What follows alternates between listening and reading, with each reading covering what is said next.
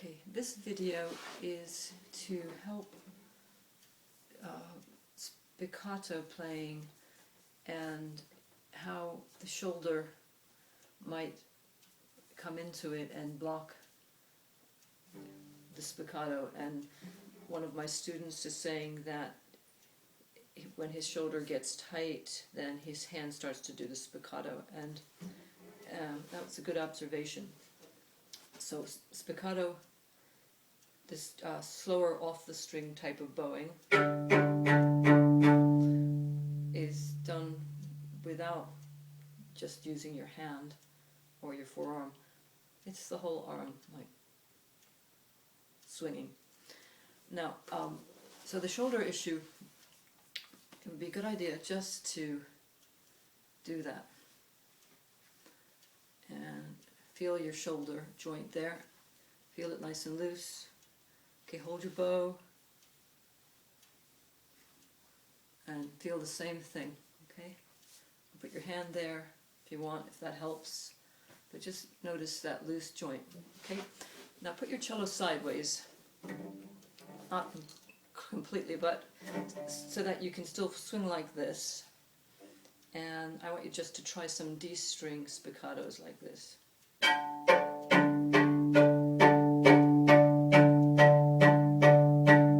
Alright, so position the cello so that it's really comfortable to play on the D string. Okay, so when we've got the cello in our regular place, that would be sort of like playing on the C string. Okay, very easy for the shoulder. Now I think what's happening, Brian, is that when you go to your A and D strings, probably your shoulder's tight there, much more so than on the G or C. So try that and see if I'm right on that.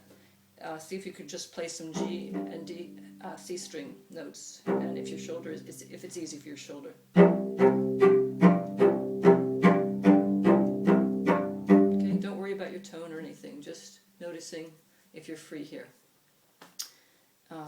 So try that, and now to play on the, if that's working for you, if to play on the A and D, you've got to try some things with your spine, elongating.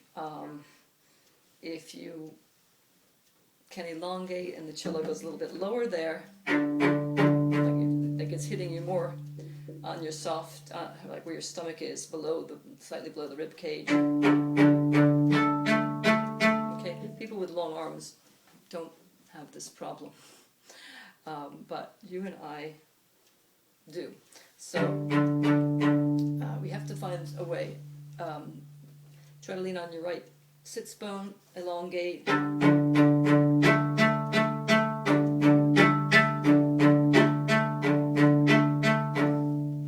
see if that helps. So, say you were going to play a 2-octave C major scale with spiccato. Let's see how we can get from one end of the one side of the cello to the other, C string to the A string.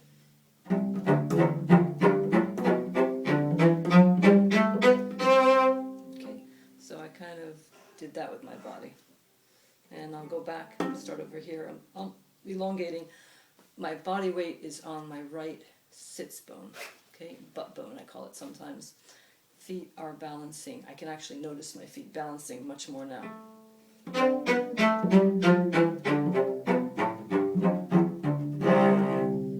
Okay, now I had assigned you the number 11 in the Schroeder to try to practice.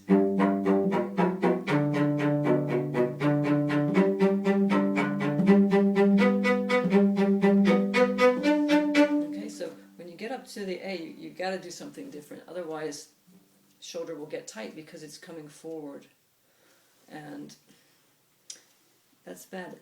A lot of cellists play like that because they can't figure out how to get up to that A string, but you've got to figure it out, and the way I can do it is elongating and balancing on my right sits bone for the A string. Okay, 2 other things that you need to check for spiccato. Make sure the tilt of your bow, you have too much tilt, because then you've got too much limpness in the elasticity. Don't go completely flat hairs because that's going to put your wrist way too high out of whack, but tend towards the flatter hair. Okay, and another thing is that when you're playing fingered notes, you have to have a little bit more weight in the finger. Okay, compared to, say, if I was playing this note with legato.